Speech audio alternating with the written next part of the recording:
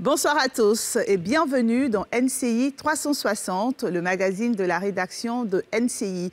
Nous aurons 3 sujets au menu ce soir. L'indignation des populations face au faible taux de réussite au BEPC. Le taux, je le rappelle, est de 28,88%. Ensuite, le souhait d'un député de la nation de voir la polygamie optionnelle légalisée en Côte d'Ivoire. Une proposition de projet de loi a été déposée à l'hémicycle ce jeudi. Et enfin, le retour de Blaise Compaoré au Burkina Faso, un retour diversement apprécié. Pour aborder ces sujets, j'ai le plaisir de recevoir pour vous et chez vous Arthur Bonga, historien, analyste. Bonsoir Arthur. Bonsoir Evelyne. Merci d'être avec nous. Un plaisir. André Sylvain Conon, qu'on n'avait pas vu depuis un bon moment. Bonsoir André. Bonsoir Evelyne. Merci d'être là également. Docteur Moustapha Fofana, bonsoir. Bonsoir Evelyne. Vous êtes économiste du développement. Oui. Nous avons également comme invité Bomba Alex, journaliste, patron, consultant en stratégie. Bonsoir. Bonsoir. Merci d'être avec nous. Je vous en prie. Nazer Kadia, vous êtes éditorialiste sur Afrique 7 sur 7.ci. Merci d'être également là. Et professeur Dion, bonsoir. Bonsoir. Alors, avant de commencer les échanges de ce soir, je vous propose de suivre ensemble ce reportage de la rédaction de NCI sur la proclamation des résultats du BEPC.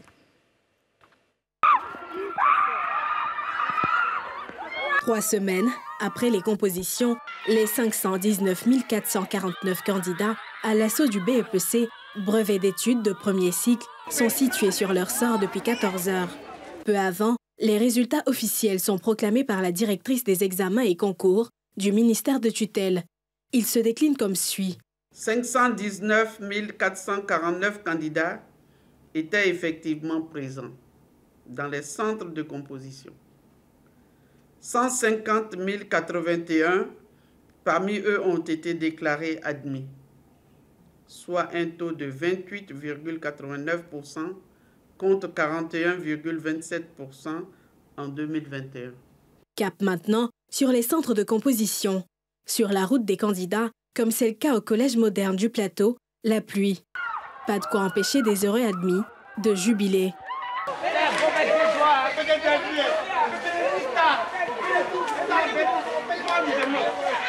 Parmi eux, cette jeune candidate qui décroche la mention très bien. À ses côtés pour faire la fête, sa mère. Je suis soulagée parce que sur la route là, j'avais envie de pleurer, je ne me sentais pas bien du tout.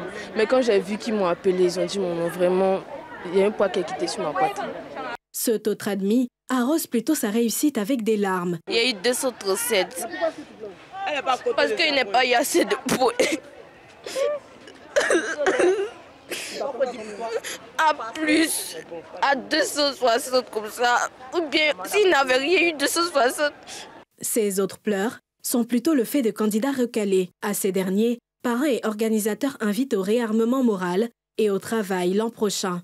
Ces résultats, dans leur état, situent avec justesse sur le niveau des efforts qui restent à fournir par l'ensemble des acteurs du système éducatif pour permettre à notre école d'atteindre un palier de performance acceptable. Pour ceux qui n'ont pas travaillé, ces résultats vont leur permettre de prendre conscience des coefficients et de redoubler d'efforts pour l'année prochaine. Pour rappel, après 2011 et 2012, où le taux de réussite était de 17,09 et 17,03%, le taux d'admission de 2022 vient en 3e position dans le classement des taux les plus bas depuis 2010. On est tous d'accord, ce taux est bas. La question, c'est que révèle ce taux de réussite, selon vous, Bomba Alex? Oui, je suis à la fois embarrassé et ouvert sur les réformes du futur, mais à dose homéopathique. C'est-à-dire que le changement brusque, comme les philosophes le disent si bien, tous les changements ont leur mélancolie, quels qu'ils soient. En l'espèce, pour des jeunes gens dont les familles, pour beaucoup, font du mieux qu'elles peuvent pour leur donner de l'instruction afin qu'un futur soit meilleur, qui n'en ont eu eux-mêmes, passer de 41% déjà l'année dernière à 28%, a priori, on est choqué. D'accord. On est choqué. Moins du fait qu'un élève peut réussir ou pas, que précisément sans qu'en rien on passe du tout à presque néant, ça pose un problème d'éthique. Et bon, naturellement, ceux qui en ont la responsabilité première estiment que le niveau était censé avoir été bas. Je dis bien censé. Maintenant, est-ce que tout le long de ce processus, ne se rendait-il compte du fait que le niveau baissait, avait baissé ou devait stagner? On peut refaire 1000 fois le débat, 1000 fois il y aura des positions contradictoires ou alors opposées. Enfin, dans un premier temps, ce que je dis, j'ai d'autres idées que je pourrais développer après que les amis et les frères eussent donné leur point de vue. Naza Kadia, pour vous, ce taux, il révèle quoi? La faiblesse du système éducatif, la mauvaise formation des élèves, il révèle quoi selon vous? Ce taux renferme beaucoup de choses. Parce que quand on prend les statistiques des admis au BEPC depuis 90, de 90 jusqu'en 2022, on voit que si on fait une moyenne, ce taux reste dans la moyenne. Il y a eu le taux le plus bas en 1994, c'est 7,85%. Il y a eu le pic en 2018 de 60,14%. Et là, on remarque aussi que c'est depuis 2014 que ces taux de réussite dépassent le seuil des 50%. Et le pic, c'est en 2018 à 60,14%. Et là aussi, il y a eu beaucoup de spéculations.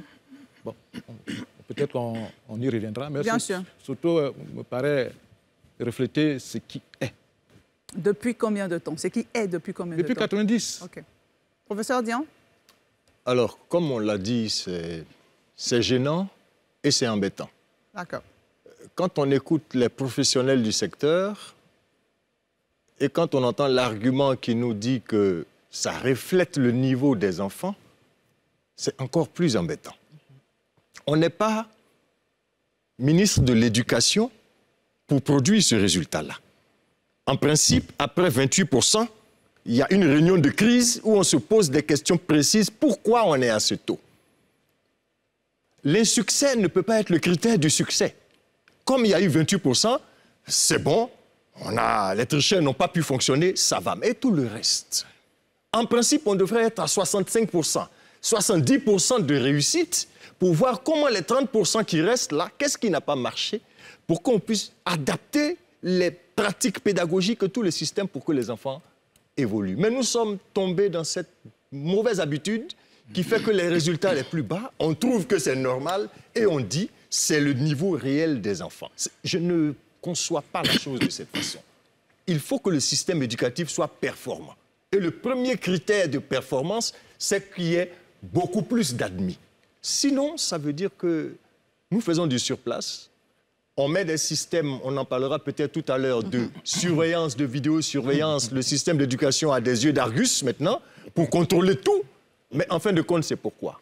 On ne fait pas des examens pour attraper des tricheurs.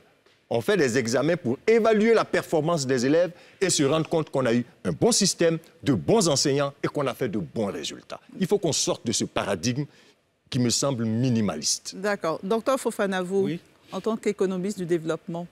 OK. Moi, ce que je tenais à dire d'abord, c'est que le chiffre de 28%, c'est un peu l'arbre qui cache la forêt. Parce qu'au-delà de 28%, il faut analyser, c'est la moyenne arithmétique, mais il faut analyser les cas types. C'est-à-dire quoi, la dispersion autour de la moyenne.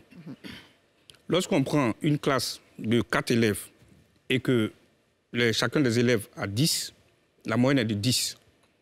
Les cas types ici est de 0. Mais lorsqu'on prend 4 élèves, toujours d'une même classe, et qu'il y a 2 qui ont 20, 2 ont 0, les cas types changent. Les cas types est supérieur à la moyenne. Qu'est-ce qu'on constate lorsqu'on ne se limite pas simplement à cette moyenne arithmétique-là? Lorsqu'on rentre en profondeur, on constate qu'en réalité, les cas types est très élevé. C'est-à-dire, en même temps qu'il y a des élèves qui ont pratiquement 19 sur 20, il y a d'autres qui n'arrivent pas à avoir la moyenne. D'accord. Et ceux qui n'arrivent pas à avoir la moyenne, on voit qu'ils sont pratiquement à 110%. Ça veut dire que le système il n'est pas performant. Le système ne marche pas. Et mon collègue a tout à l'heure précisé pour dire que ça ne remonte pas à maintenant. Moi, j'irai plus loin pour dire que ça remonte même aux années 60. Peut-être qu'on aura le temps encore de revenir là-dessus. Aux années 60, pourquoi? Aux années 60, parce que le système éducatif qu'on utilise, est-ce que ce système éducatif, il est adapté? Je m'explique. Déjà, la rentrée scolaire commence en octobre. Nos parents paysans, la campagne cacaoyère commence autour de... Pardon, la rentrée scolaire commence en septembre. En septembre, oui. La campagne cacaoyère commence autour d'octobre-novembre. Pour l'ANACAD, c'est en février. Mais un parent qui a son enfant qui doit rentrer en septembre, il nourrit cet enfant, il prépare la rentrée de cet enfant comment? Ensuite, les examens scolaires sont fixés en juin. Juin, on sait que c'est la période des pluies. Si on ne peut pas organiser une CAN en juin, est-ce qu'on peut objectivement organiser des examens en juin? Il y a un problème. Les Européens organisent leurs examens en juin parce que juin correspond au beau temps. Juin correspond à l'été. Ils ne peuvent pas organiser leur examen en hiver, en décembre, parce que ça ne correspond pas.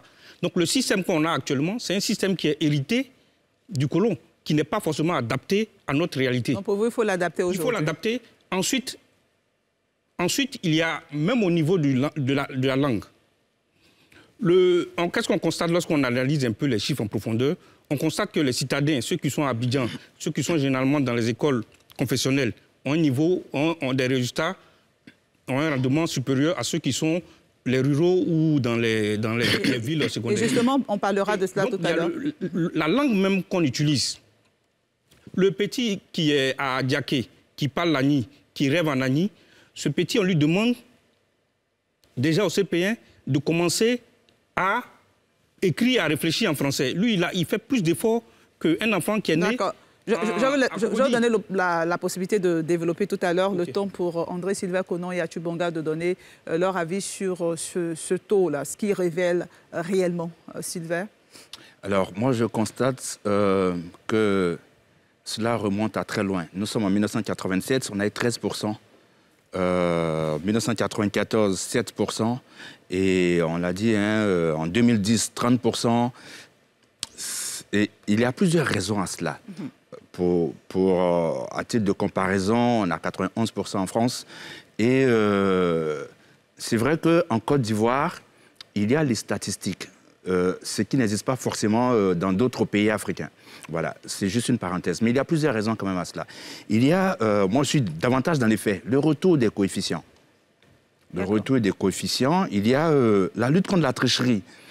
Cette année, on a vu vraiment des mécanismes qui ont été mis en place pour stopper la tricherie. Il y a le retour aussi de la dictée. Et puis, il y a, si vous voulez, la qualité de l'enseignement dans certains établissements. Quand vous prenez, par exemple, les écoles catholiques, comme vous l'avez dit, on va revenir là-dessus.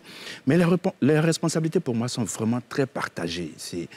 On part de l'élève, aux parents d'élèves, aux cadres, à l'élu, aux responsables d'établissements, au gouvernement, bien sûr. On aura l'occasion de revenir là-dessus. Et j'aimerais dire aux téléspectateurs que vous avez la possibilité d'appeler pour donner votre avis sur le sujet. Le numéro s'affiche à l'écran. Atur Bonga. Oui, je me demande pourquoi les gens sont focalisés. Peut-être parce que pendant un moment, on a eu des taux élevés, mais j'ai le constat de Nazaire et d'André. 28%, c'est la moyenne habituelle en Côte d'Ivoire. Le bac, encore pire. Donc, c'est révélateur d'un système finalement trop élitiste, sans être performant. Je le dis toujours, comme on peut être fier d'avoir 28%, c'est un échec, mais c'est ce qu'on a depuis toujours. Parce que depuis toujours, on est content en Côte d'Ivoire et on a eu même des profs qui étaient fiers quand on était à l'école de nous dire aujourd'hui, personne n'a eu la moyenne dans ma classe. Comme s'ils venaient en combat. On a un système qui est trop élitiste. On a un système qui accélère les inégalités. On a un système qui n'accompagne pas. Un système dans lequel on ne fait jamais progresser un élève. Ce n'est pas notre problème. Il ne sait pas lire, on le renvoie, il redouble. Il ne comprend pas encore, il va renvoyer. Donc ce système-là qu'on a doublé dans ce choix en mettant en collège, et je le dis toujours, en faisant un génocide en privilégiant certaines matières à d'autres. On le paye aujourd'hui, André vient de le dire. Ça, c'est pour ce qui est de l'État. Mais après, il y a la société, il y a nous tous. Bien sûr. Écoutez, moi, je me rappelle, avant, vous rentrez dans une famille à 19 h, tout le monde lit, écrit à quelque chose aujourd'hui. Aujourd'hui, la maman va commencer les novellas avec les enfants. Hein? Le père, il va terminer le foot avec les garçons. Donc, personne n'étudie. La société est en train de démissionner. Aujourd'hui, moi j'avais mon prof, M. Arnaud Maxime, que je salue au passage à Benjaville, quand il croise un élève dans la rue, à 19 h, le lendemain, il y a un terreau. Mais aujourd'hui, les élèves sont dans la rue, ils ne sont pas accompagnés. Il y a une démission des parents, il y a une démission de la société tout entière. Et dernier point, qui sont nos modèles? Qui sont les modèles de nos enfants aujourd'hui? Qui on met en valeur? Tout ça pèse. On prend tous, hein, y compris nous-mêmes, hein, la mauvaise pente, et c'est normal qu'on ait ces résultats. On ne demande pas, et je ne dis pas, hein, on ne demande pas de casser le thermomètre, on ne dit pas d'abaisser le niveau des compositions ou de mettre en place des mécanismes pour qu'on ait de bons résultats. Mais comme l'a dit le professeur, il est temps de s'asseoir et de regarder vraiment là où on va, parce que ces 28%, ça montre qu'on prend le mauvais chemin. D'accord. Bon, Alex, rapidement. Oui. De toute façon, au niveau des paradigmes, on est pratiquement sur la même longueur d'onde. Faut-il, pour faire plaisir à une équipe de décideurs de l'éducation nationale, afficher un tel taux, comme dit le professeur Dion, qui satisfasse, alors que ça devait être, c'est le toxé qui devait pouvoir apporter la preuve absolue de l'échec même de ceux qui ont la mission de distiller le savoir, d'enseigner, de lever et de relever le niveau, de sorte que la société elle-même soit fière. Maintenant, autre chose. Les choses, le temps ont changé. On n'a pas non plus vu le ministère de l'Éducation afficher une certaine fierté par rapport à ce résultat. On voulait aller de façon méthodique, rationnelle, de sorte que les téléspectateurs qui nous écoutent comprennent très bien cette démarche. Il est clair aujourd'hui que la société, elle a démissionné il y a très longtemps. On ne peut même pas concevoir, ni à fortiori admettre, qu'à 19 h, un enfant ne soit pas à la maison. Qu'à 20 h, les portes d'entrée des domiciles étaient fermées, même les cours communes, par le passé. Mais aujourd'hui, que se passe-t-il? Mais ces mêmes élèves dont vient de parler Arthur, aussi bien du primaire, et c'est même encore plus grave, du secondaire, ça n'en parle pas, le supérieur, ça c'est autre chose, c'est une véritable gangrène. Mais les résultats sont une sanction davantage des maîtres qui doivent transmettre le savoir que des apprenants à la vérité. J'aimerais donner la parole à M. Koulibaly qui nous appelle depuis Paris. Bonsoir, monsieur. Bonsoir, madame. On vous écoute pour votre avis. Oui, mon intervention, en fait, c'était pour rebondir un peu sur les propos tout à l'heure du docteur Fofana. OK. En ce qui concerne, en fait, les taux que nous constatons au niveau de notre enseignement. En fait, ce qui se passe, c'est que pour moi, le suivi, en fait, il est très mal fait depuis le primaire.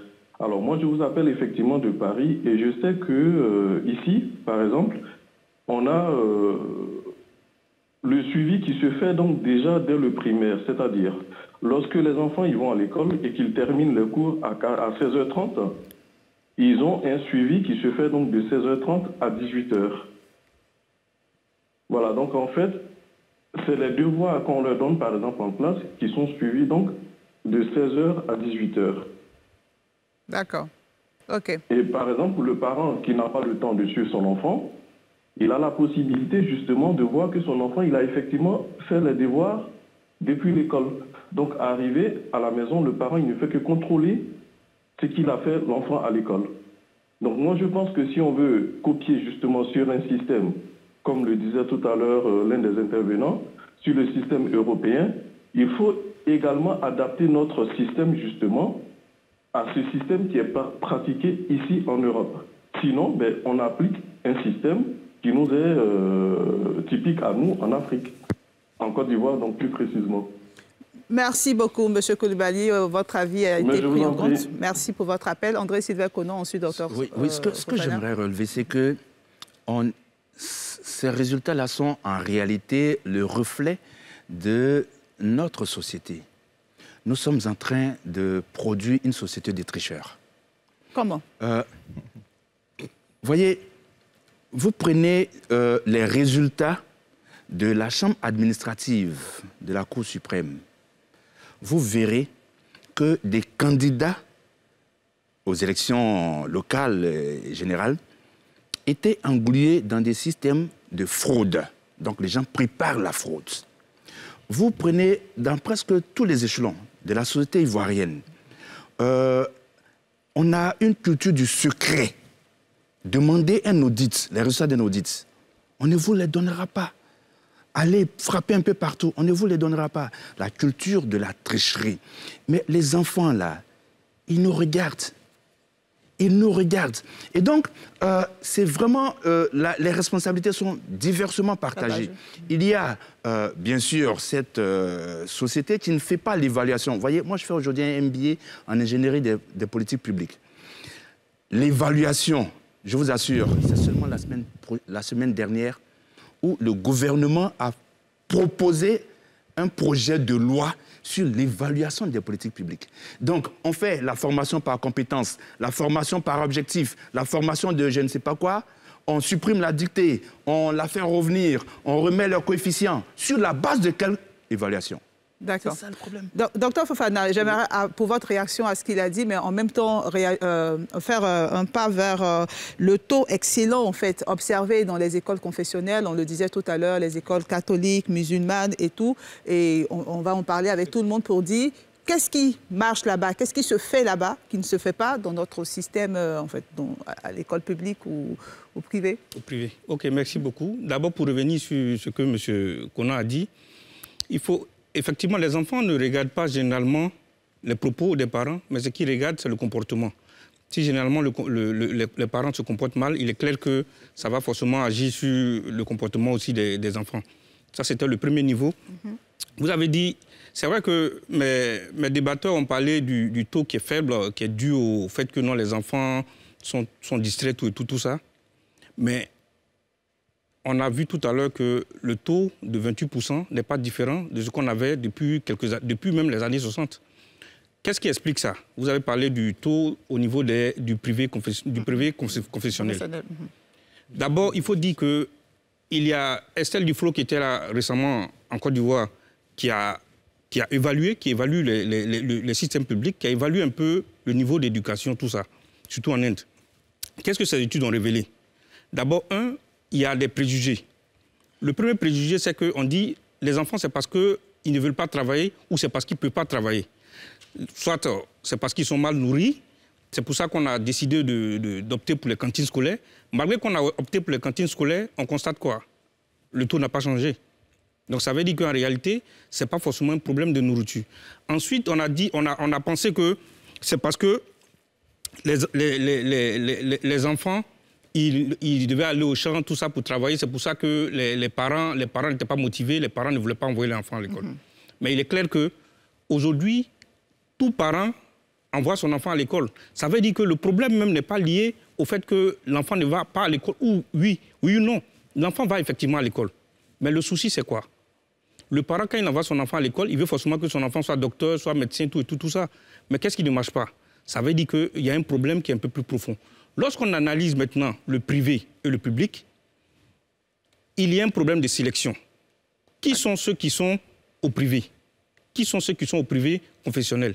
Le privé confessionnel, ça demande de l'argent, ça demande assez un revenu plus ou moins... Il faut être au moins de la middle class pour pouvoir envoyer son enfant au privé. Donc ça veut dire déjà qu'il y a un souci de sélection. Si on veut bien analyser les chiffres, les résultats excellents du privé confessionnel ou des lycées d'excellence, il faudrait qu'on puisse mettre chaque enfant face à la même incitation, ou bien on puisse faire comme Estelle Duflo le fait, faire un essai randomisé, c'est-à-dire on prend un groupe de traitement, un groupe de contrôle, pour qu'on puisse regarder, pour voir réellement, est-ce que réellement, c'est parce que les enfants qui sont au privé confessionnel sont efficaces que ceux qui ne sont pas là-bas. Si on ne peut pas le faire, c'est qu'il y a quelque chose qui ne va pas. D'accord, on note bien Nazer Kadia et ensuite Arthur Bonga. Effectivement, j'ai quand même passé en revue quelques résultats des établissements confessionnels, catholiques pour la plupart, méthodistes pour quelques-unes et musulmanes. Et on se rend compte que les résultats sont largement au-dessus, pour les établissements que j'ai vus, sont largement au-dessus de 50%. On a par exemple 100% à Sainte-Marie de Cocody. Voilà. Et il y a aussi les établissements, il a dit tout à l'heure le docteur Moustapha, c'est ça, hein? Oui. Oui, bien sûr, docteur Moustapha. Oui, docteur Moustapha. Il y a les établissements d'excellence aussi qui ont eu de bons résultats. Naturellement. Oui, j'y arrive. Pour les établissements confessionnels, bien entendu, on ne dira pas que ce sont les prières quotidiennes adressées à Dieu l'incréé. Non. qui font ça, ou alors une intervention du Saint-Esprit. Mais il y a un mot, ou si vous voulez, il y a une vertu qui revient dans ces établissements-là. C'est la discipline. La discipline. C'est une vertu cardinale que les dirigeants de ces établissements essaient d'inculquer ou inculquent aux élèves. Et les encadreurs, que ce soit les professeurs, que ce soit les éducateurs ou même les conseillers d'orientation, tout le monde y est soumis. Dans ces établissements aussi, vous verrez rarement que les effectifs sont pléthoriques. Les dirigeants essaient autant que faire se peut de respecter les standards édités par l'UNESCO. Et puis, pour les établissements d'excellence, comme on l'a dit tout à l'heure, c'est tout à fait normal. N'y vont que les meilleurs qui ont été sélectionnés à l'entrée en sixième. Tout à fait. Alors que les autres établissements, les autres lycées et collèges de Côte d'Ivoire n'ont pas cette même réalité. Donc un enfant, à moins qu'il ne soit pas idiot, mais qui ne veut pas travailler, cet enfant-là peut échouer à ce niveau.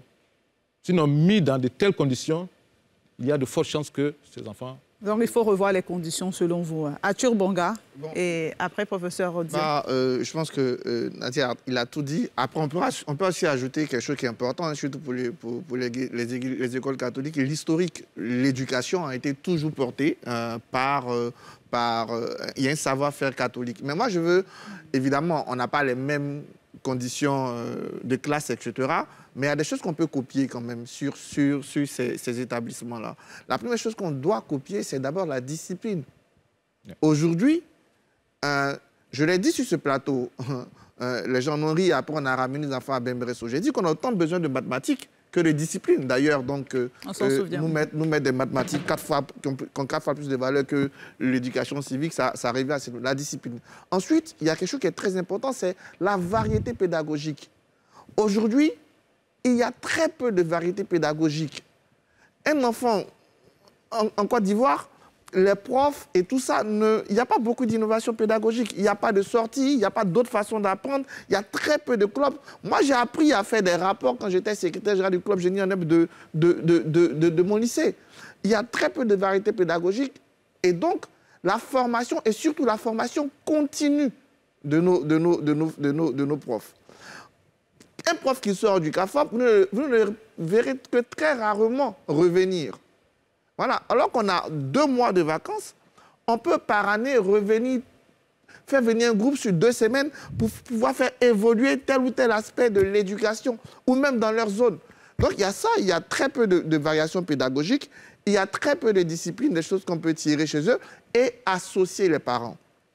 Quand vous avez votre enfant dans une école confessionnelle, une école catholique, vous êtes au jour le jour appelé pour venir discuter des journées portes ouvertes. Les parents doivent être associés au quotidien du fonctionnement de nos lycées. Après, il y a des difficultés, il ne faut pas qu'on rêve, il y a des difficultés qu'on ne pourra pas, du point de vue, par exemple, des conditions d'enseignement, etc. Mais même là, aujourd'hui, on a des spécialistes en sciences de l'éducation. Il faut qu'on les mobilise pour savoir qu'est-ce qu'on fait comme outil ou comme méthode pédagogique dans ces conditions-là. Qu'est-ce qu'on fait? Est-ce qu'on doit apprendre dans la même classe avec 100, 70, 80 élèves comme qu'on a 30, 40? Mais à l'université, il faut emmener même des profs, des conseillers pédagogiques, des inspecteurs pédagogiques à avoir une réflexion sur nos réalités. Parce que ça ne sert à rien de prendre des méthodes et ne pas réfléchir à comment on les applique en fonction des réalités qu'on a. On note bien. Professeur Dion. Mon problème à moi, c'est... C'est lequel? Vraiment, en tant que philosophe, c'est la vision. C'est qu'est-ce qu'on veut. Un système éducatif n'est pas suspendu en l'air. On rattache le système éducatif à une vision globale de la société et du développement. Qu'est-ce que nous voulons exactement? Nous disons nous voulons émerger. Mais on n'émerge pas parce qu'on est submergé de pétrole ou de cacao ou de café ou d'uranium. Ça me paraît évident. Je veux dire que l'économie d'un pays peut reposer sur le pétrole, sur l'agriculture, mais le développement d'un pays, ça repose sur l'éducation. Je vais penser en image. Vous allez à la chasse pour prendre le gibier, vous avez l'archer, vous avez l'arc et vous avez la flèche. Considérons nos enfants comme la flèche, ces flèches qui doivent voler pour l'avenir. Considérons le système éducatif comme l'arc et considérons l'archer, c'est l'État. C'est lui qui a la responsabilité de bander l'arc pour que les flèches aillent loin. Mais l'arc dont je parle, c'est quoi? Ce sont les formateurs. Et on n'insiste pas souvent là-dessus. Les formateurs, les enseignants, qu'ils soient du primaire, du secondaire ou du supérieur, qui sont aujourd'hui totalement dévalorisés et clochardisés. Je pèse mes mots. Allez au privé. Clochardisé. Clochardisé. Parce que j'ai fait 10 ans au lycée. J'enseignais dans les lycées de Côte d'Ivoire pendant au moins 10 ans avant d'arriver à l'université. J'ai organisé des sessions de bac comme président de jury. J'ai démantelé des réseaux. Mais quand vous interrogez les enseignants, généralement, c'est les enseignants du privé. Mais il y a un qui m'a expliqué de bonne foi qu'au privé, c'est à ce moment-là que j'ai compris. Ils sont payés jusqu'au mois de mars pour les plus généreux, les fondateurs les plus généreux jusqu'au mois d'avril. Le mois de mai, de juin, de juillet, tout ça, aucune école ne prend en compte leur salaire. Alors qu'ils doivent attendre la rentrée, octobre ou novembre. Comment ils vivent? Et donc, c'est sur la bête qu'ils se nourrissent. C'est-à-dire que quand ils vont au BPC, ils vont au bac. Quand ils demandent les 500 et les 1000 francs, c'est tout ça. Je ne dis pas qu'ils ont raison de le faire, on les condamne. Mais il faut que l'archer fasse en sorte que l'arc soit stable pour qu'il y ait le maximum de tension. C'est important. C'est pour ça que l'État doit faire en sorte que le système lui-même fonctionne. Et je termine sur la direction de l'encadrement qui existe, de l'encadrement des établissements privés. C'est eux qui donnent les autorisations pour les établissements privés. Est-ce qu'ils ont le contrôle de ce qui se passe? Est-ce que l'État sait à combien on paye les enseignants dans le privé? L'école catholique, c'est différent. Ils sont payés toute l'année. Ils sont déclarés à la CNPS. Mais il y a des écoles boutiques où les enseignants sont comme des clochards. Comment voulez-vous que cela fasse avancer le système éducatif? Autant de mots que vous dénoncez, en fait, que vous révélez sur ce plateau, mais il y a les états généraux de l'éducation qui ont été lancés. Les résultats seront connus, seront publiés officiellement en septembre, si j'ai la bonne information. André Sylvain Conon. Oui, mais j'aimerais vraiment qu'on n'entoure pas les résultats de ces états généraux du secret qui tue vraiment l'Afrique. Mais il y a quand même des équations personnelles et j'aimerais vraiment les relever. C'est vrai que on dit qu'il y a des conditions quand même assez difficiles dans lesquelles des élèves fonctionnent.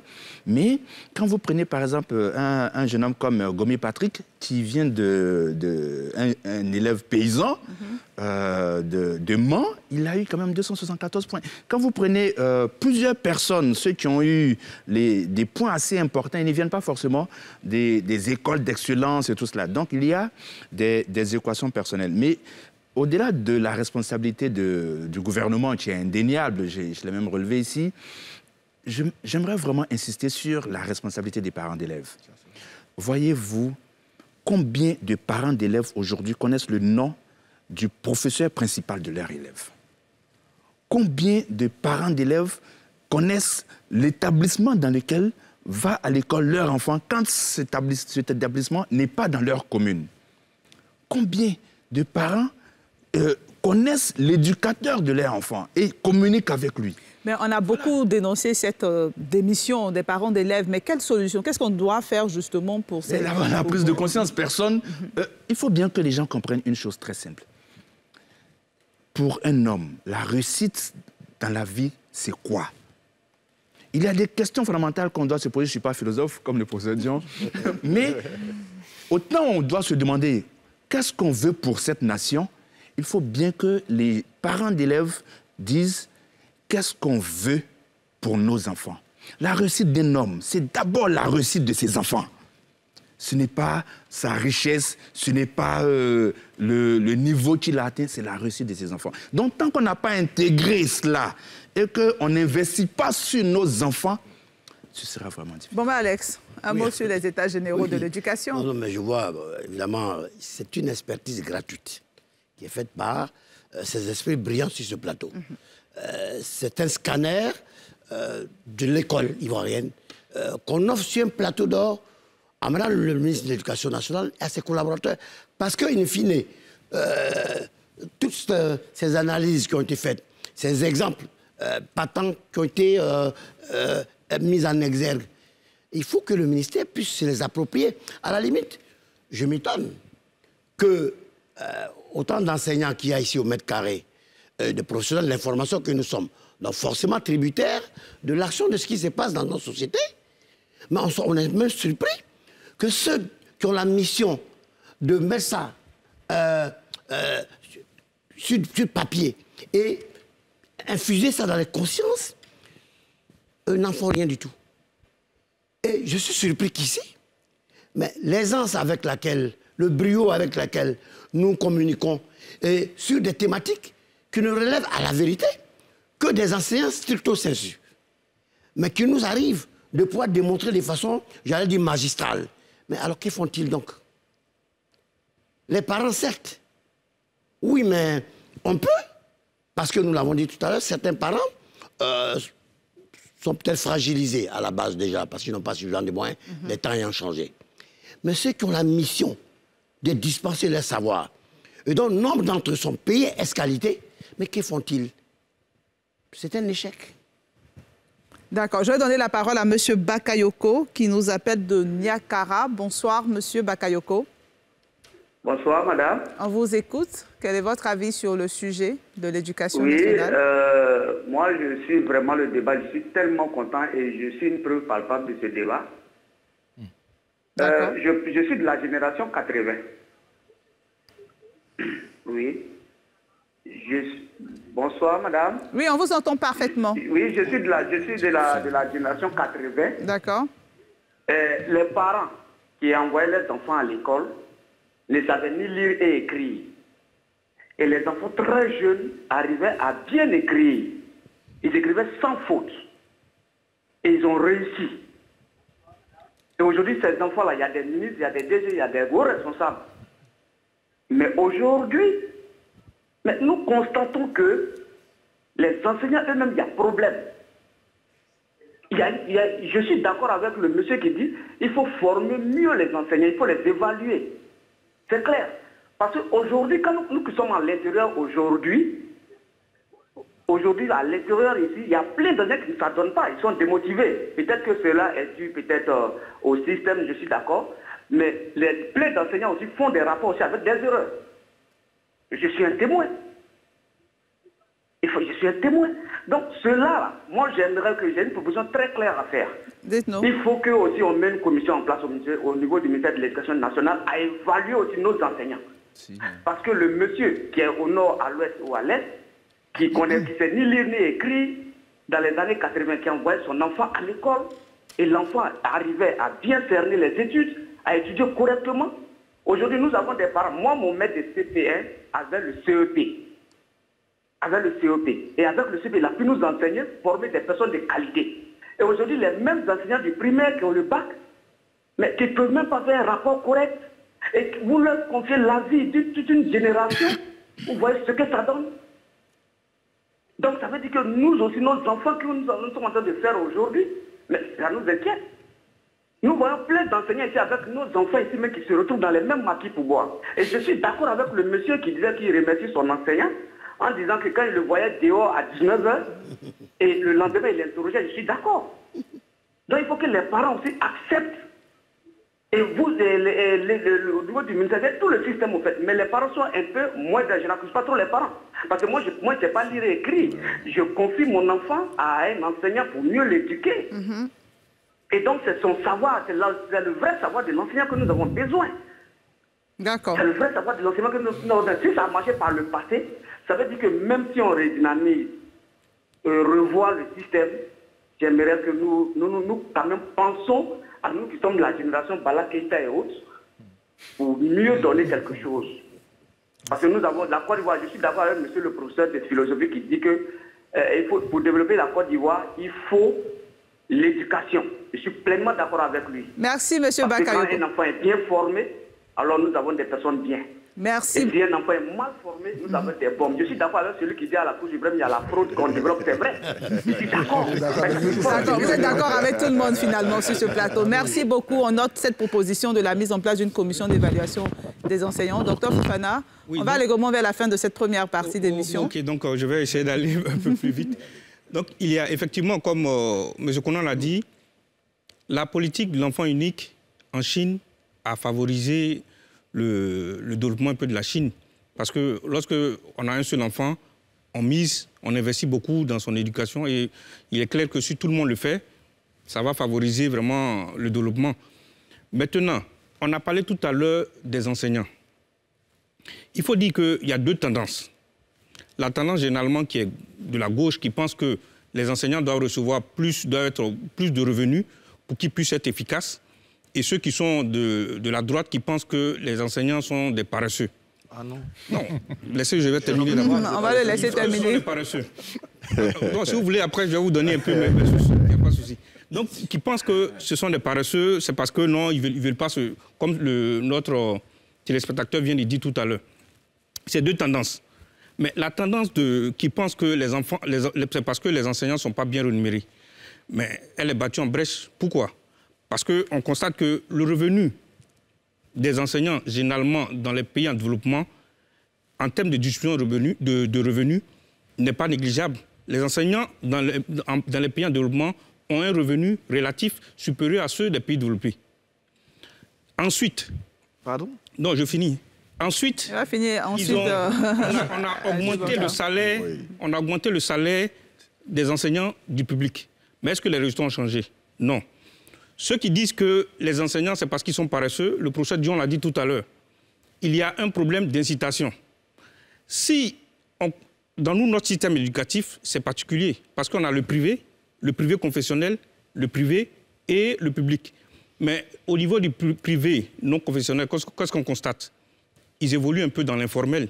Donc ça veut dire qu'on a un système où le privé qui devait fonctionner, qui devait avoir un taux en principe plus élevé, dans un système normal, il est clair qu'on ne peut pas dupliquer ce qu'on fait au privé, au public. Ce n'est pas possible. Très bien noté. Donc pour terminer, rapidement, le système éducatif ivoirien a un souci au niveau du privé non confessionnel. Les enseignants ne sont pas incités suffisamment. OK. Atubanga. OK. Rapidement, moi, je suis d'accord avec tout le monde. Je le dis, hein, le parent, c'est le premier modèle. Et André comme moi, on a peut-être eu la chance d'avoir des pères instituteurs. Donc, c'était sans doute plus facile pour nous. Mais finalement, tous les parents ne seront pas forcément dans ce domaine. Et c'est là que doit intervenir l'État. Pour moi, il y a des mesures rapidement à prendre. Je l'ai dit, on a un système qui est élitiste et inégalitaire. Et si on allait rapidement aux mesures? C'est pour ça que je viens. Donc, la première des choses, il faut déjà essayer d'accompagner les élèves en difficulté. Enlever, si c'est 1 heure par jour, hein, réduire dans une classe, se concentrer sur les 15 ou les 20 qu'on peut encore sauver et leur donner un accompagnement public. Faut déjà instaurer. Deuxième chose, il faut arrêter de se focaliser sur certaines matières. Un élève peut ne pas être bon en maths, mais demain peut être un bon musicien pour nous, un bon artiste pour nous. Il faut très tôt que l'école le sache et que l'école l'oriente vers ça.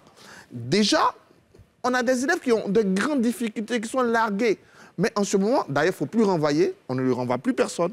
Mais très tôt, on essaie d'avoir, s'il y a un lycée professionnel, si à côté, il y a un couturier qui peut le prendre en après-midi, voilà, varier ça.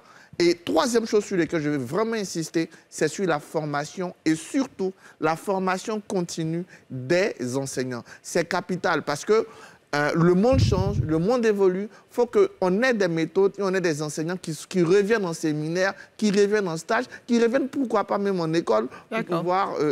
André Sylvain Konan, rapidement, et certainement Nazer Kadia, le dernier mot sur le sujet. Oui, rapidement. Je pense qu'en termes de solutions, il faut que certains chefs d'établissement affichent clairement leur ambition pour l'excellence. C'est vrai que ce n'est vraiment pas la ministre qui va venir diriger un établissement. C'est même pas son rôle. Oui, on voit souvent des établissements où aux alentours il y a des points de vente de boissons et tout cela. Honnêtement, c'est la responsabilité des chefs d'établissement. Mais il y a aussi la responsabilité des cadres. Je le dis par expérience personnelle. Vous voyez, à Bokanda, il y a eu des taux désastreux au niveau du BEPC blanc. Il a fallu que certains cadres, dont moi-même, on s'implique dans le renforcement des capacités des étudiants, des élèves en termes de préparation aux examens. On a 21% à peu près. Mais il y a aussi la responsabilité des élus. 10 secondes, André. Oui, des élus. Les élus doivent vraiment impacter le leadership chez certains élèves. Parce que, vous voyez, ils n'y croient plus, nos jeunes. Ils regardent la télévision, ils voient que c'est facile et tout cela. Il faut vraiment qu'il y ait ce leadership-là qu'on leur inculque. D'accord. Nazer Kadia, et ça sera certainement le dernier mot sur ce sujet. On va aborder le second. Ah, d'accord. Mais moi, je voulais revenir un peu sur les enseignants. On en a parlé. Depuis près de 10 ans... Revenu, mais en termes de solutions, parce que vous avez vu qu'on est un peu dans les solutions, là. Oui, je vais y arriver. Depuis près de 10 ans, le recrutement des enseignants est sujet à caution. Sujet à caution. Il y a des décisions qui sont prises et qui, souvent, ne sont pas bien cernées. Parce que, je donne un exemple précis. Il y a des inspecteurs de l'enseignement primaire qui sont généralement formés à l'ENS.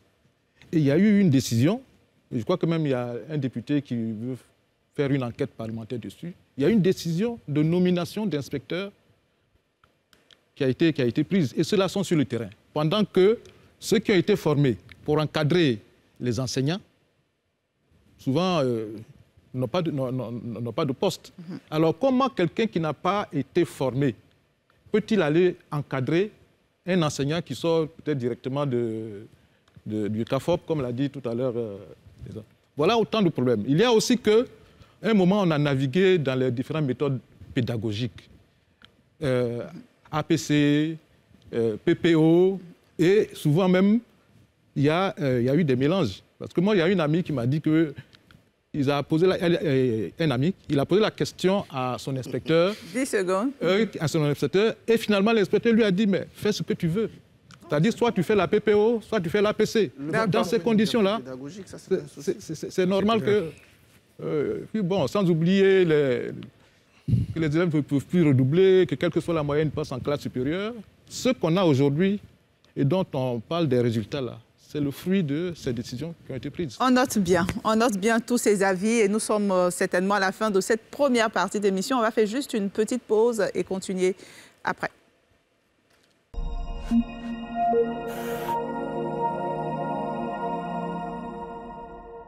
Le plateau de NCI 360 et nous abordons le deuxième thème de ce soir, une proposition de loi portant sur la légalisation de la polygamie optionnelle a été introduite par un député de la Nation. Selon lui, il faut permettre à celui qui le désire de se marier civilement à autant de femmes de son choix. Alors, commentaire sur ce plateau, en commençant peut-être par professeur Dion. Ah. En sachant qu'il est regardé à la maison. On n'a jamais pris exercice bien difficile que celui de raser le crâne de quelqu'un qui est absent. D'accord. Il me souvient que lorsque le député Assalé avait manifesté l'intention de déposer un projet de loi, il a pris son courage et devant la nation est venu exposer ce qu'on appelle les raisons.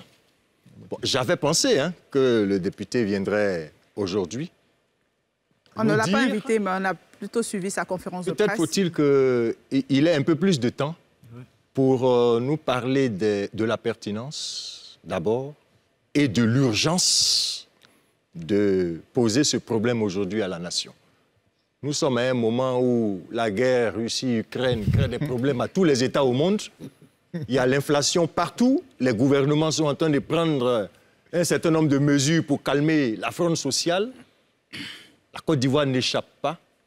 Le seul intérêt que je vois dans ce projet de loi, c'est de nous conduire à penser à des choses qui ne nous ramènent pas profondément à ce qui nous met en crise aujourd'hui. Pour vous, ce n'est pas un sujet sujet important. C'est le seul intérêt. Parce que je ne... C'est pas un sujet important pour vous? Pas que ça ne soit pas important. J'ai parlé de la pertinence et de l'urgence. Quand on pose ce genre de problème, c'est parce que la société bouillonne. C'est parce qu'il y a même parfois un clivage. C'est parce qu'on sent que quelque chose ne va pas dans une société, alors on dit il faut proposer quelque chose. Mais je ne sais pas s'il y a eu des marches, il y a eu des conférences, il y a eu des mouvements sociaux des femmes pour dire « nous voulons que les choses changent parce que nous considérons que cette situation ne nous arrange pas juridiquement, légalement », je ne sais pas. Je me demande quelle est la pertinence et quelle est l'urgence. Je m'en tiens là pour le moment, le temps que peut-être dans le débat, on me dise « voici ce qui justifie ce projet de loi pour que je puisse en dire plus ». D'accord. André Sylvain Conan.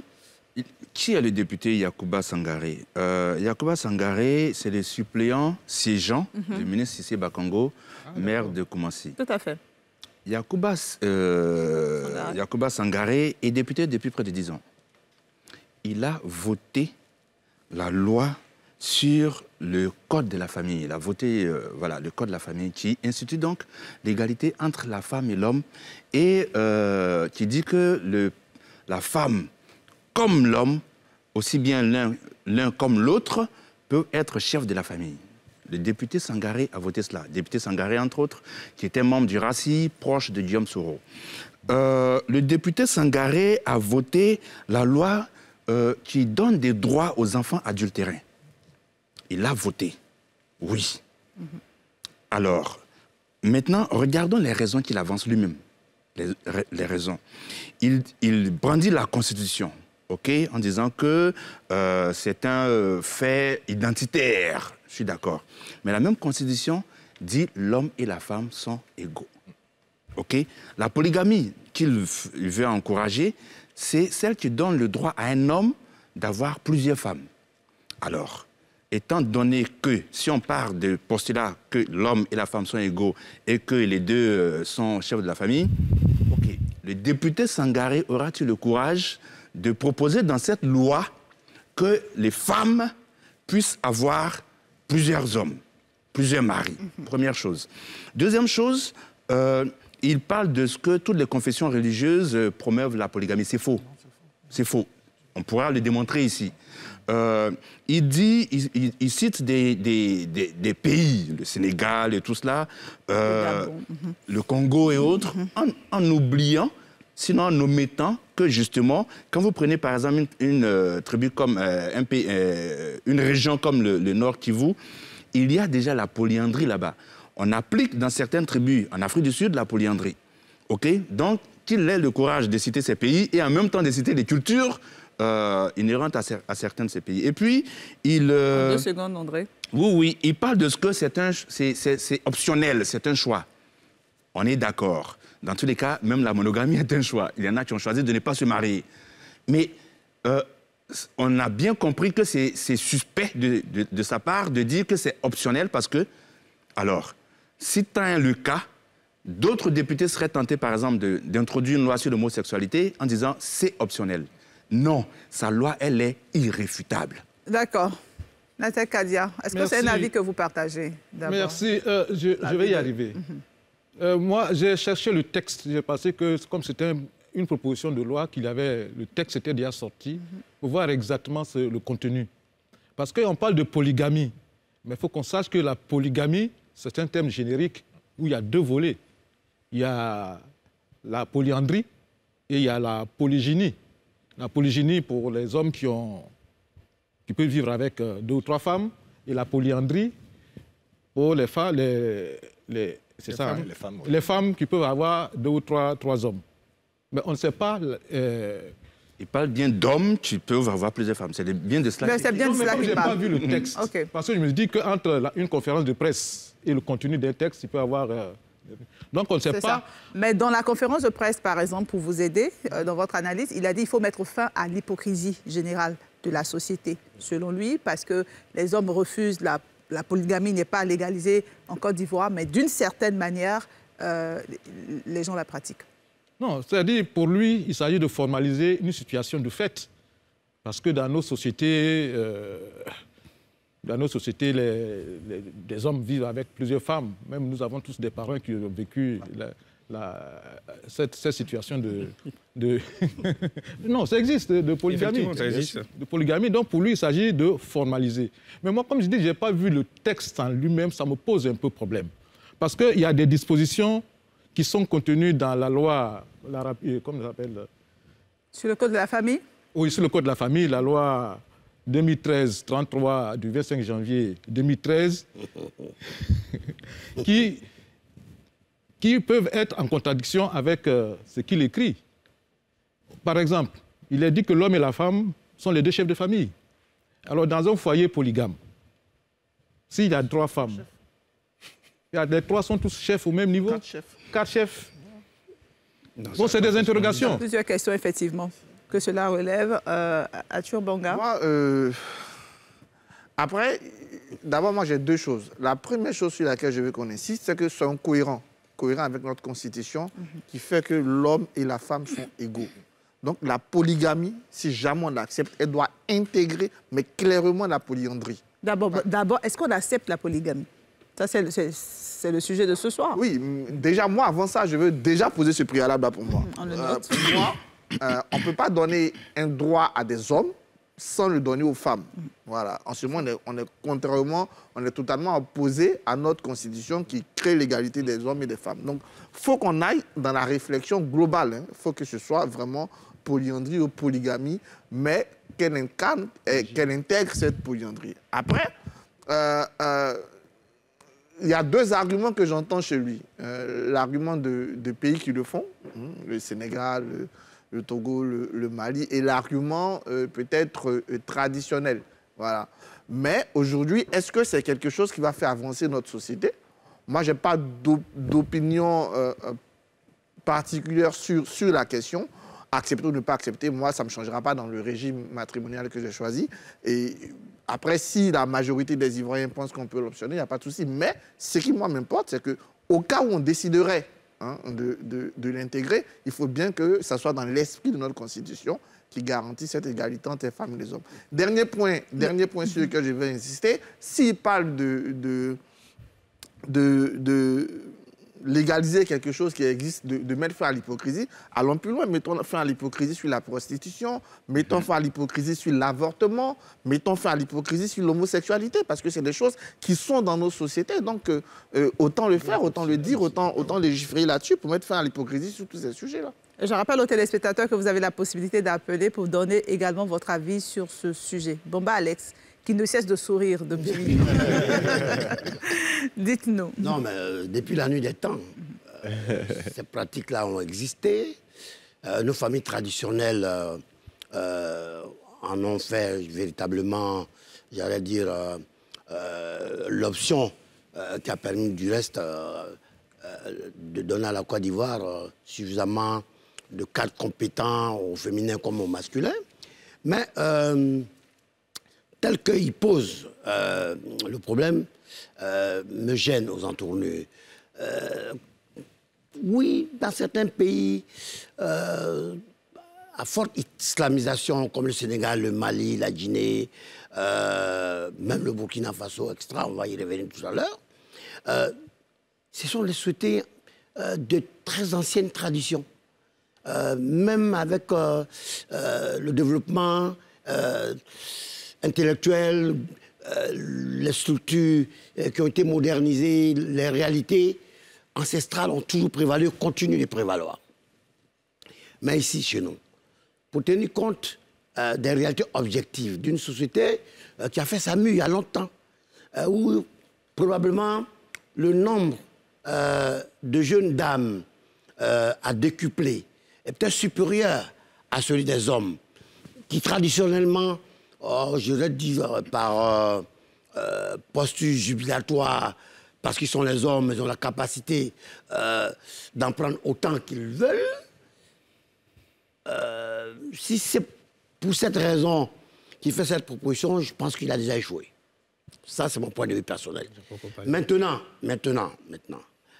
il reste que la loi, telle qu'elle est pratiquée aujourd'hui, la décision qui a été prise, pour dire, du moins en droit, dans les faits, ça je ne sais pas, que l'homme et la femme sont égaux. Ça, c'est sur le papier. La loi le dispose. Mais est-ce que dans la réalité, c'est ce qui prévaut? Question. Ma position doctrinale en tant qu'être humain qui régale la société, qui voient la race s'améliorer, qui ne portent pas forcément que des lunettes à certains moments donnés, peut, selon que une majorité ou non décide d'y aller ou pas, mais on s'en tient à cela. C'est aussi simple que ça. D'accord. Docteur Fofana, je vais vous donner la parole. Juste après ce téléspectateur qui nous appelle de Yopougon. Bonsoir, Monsieur Oignan. Monsieur Oignan, vous me recevez? Oui. Bonsoir. On vous écoute pour votre avis sur le sujet. Bonsoir. Oui. Quel est votre avis? Je vous reçois. Quel est votre avis sur le sujet? D'accord. En fait, je ne sais pas où on va. Je ne sais pas où on va avec ce problème-là. Oui, c'est mon avis que je suis en train de donner par rapport à ce sujet. On vous écoute. On entend dire, on prend des exemples, le Sénégal l'a fait, le Togo l'a fait, mais la Côte d'Ivoire n'est pas le Sénégal. Hein? La Côte d'Ivoire n'est pas le Sénégal, la Côte d'Ivoire n'est pas le Togo. Hein? C'est pas parce que l'autre a fait que nous aussi, on doit le faire. Hein? Attends, bon, s'il veut proposer vraiment cette loi en question, bon, ils n'ont qu'à légaliser pour tout le monde que les femmes se marient avec plusieurs hommes et que les hommes se marient avec plusieurs femmes. Et puis on va voir où on s'en va. Hein? Et puis c'est dans tout ça là que demain, on va nous proposer encore des lois pour dire, bon, on accepte que cette personne marie avec un homme va avec son ami homme. Attends, c'est dans quel pays on est? On n'a pas voté les députés pour aller nous proposer ces lois-là. Comme l'autre l'a dit, actuellement, il y a à cause de charité de la vie. Charité de la vie, on dit quoi? Hein? Ça là, ça nous envoie où? Vraiment, je ne sais pas, bon, c'était mon avis. Hein, merci, M. Oyen, on a bien noté votre avis, Dr Fofana. Oui, Abdine. Non, de mémoire, le Fofana, je n'ai pas encore vu en Côte d'Ivoire une pratique, les Ivoiriens ou un peuple de Côte d'Ivoire pratiquer la polyandrie. Je n'ai pas encore vu ça. Donc, il faudrait qu'on puisse aussi arrêter vraiment avec la langue de bois où la polygamie est-elle pratiquée chez nous? Oui. Est-ce que... La polygamie. La polygamie, c'est pratiqué. C'est vrai que ce n'est pas encore légal, mais c'est pratiqué. Et les lois sont généralement faites pour pouvoir essayer de régler une situation. Pour revenir sur les lois, il y a deux types. Il y a les propositions de loi et les projets de loi. Les projets de loi sont à l'initiative du gouvernement et les propositions de loi sont à l'initiative des parlementaires.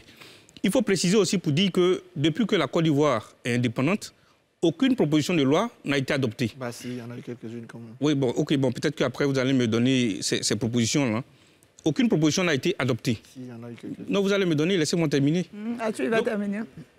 Déjà, ce sont les projets de loi qui sont adoptés. Et ces projets de loi-là subissent plusieurs filtres. On va passer d'abord au niveau du ministère. Ensuite, il va y avoir plusieurs séminaires, plusieurs études. Après tout ça, on va passer à l'avant-projet qui sera adopté en Conseil des ministres.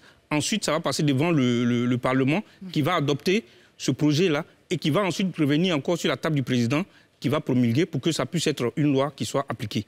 Donc ça veut dire qu'il y a un process. Il est clair que est-ce que cette loi-là, cette proposition-là est bienvenue?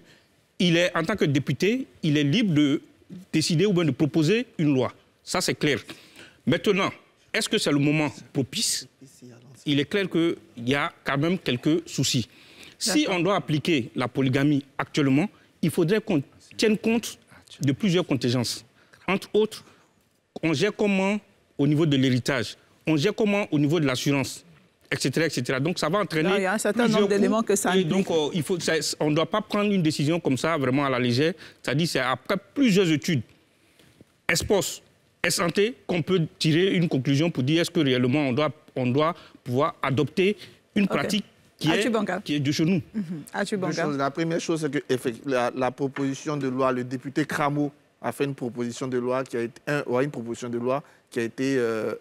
acceptée. Sur quel sujet? Je n'ai pas le sujet exactement, mais je te dis le député... Est-ce que ça a été promulgué par le président? Le député Cramo, qui était ancien député de Bokanda, qui est actuellement maire de Bokanda, a déjà fait une proposition de loi. Voilà, les téléspectateurs pourront vérifier. D'accord, on revient sur le sujet de ce soir. Sur le sujet de ce soir, il me dit j'ai jamais vu de polyandrie dans des peuples en Côte d'Ivoire, mais il n'y a jamais eu de télévision dans les peuples en Côte d'Ivoire, il n'y a jamais eu de costume comme vous êtes habillé dans les peuples en Côte d'Ivoire. Quand on prend une loi, on regarde aussi sur, effectivement, ce qui se pratique dans la tradition, dans la société, mais sur l'évolution aussi du monde.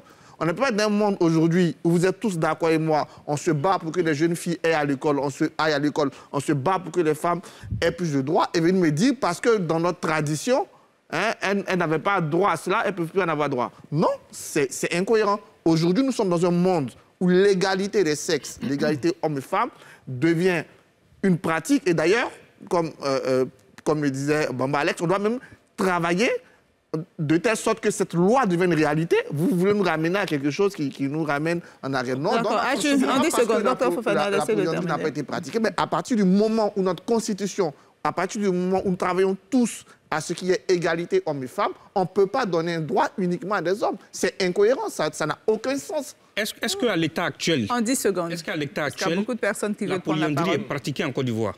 Non. Est-ce qu'à l'état actuel, la polygamie est pratiquée en Côte d'Ivoire? Oui. Bon, je réaffirme ce que je dis. Rapidement. On ne peut pas, c'est incohérent. Le Conseil constitutionnel va rejeter une loi, il ne va même pas accepter une loi qui est contre la Constitution. On a bien noté, ça ne va même pas passer au Conseil constitutionnel. En contradiction flagrante. Merci.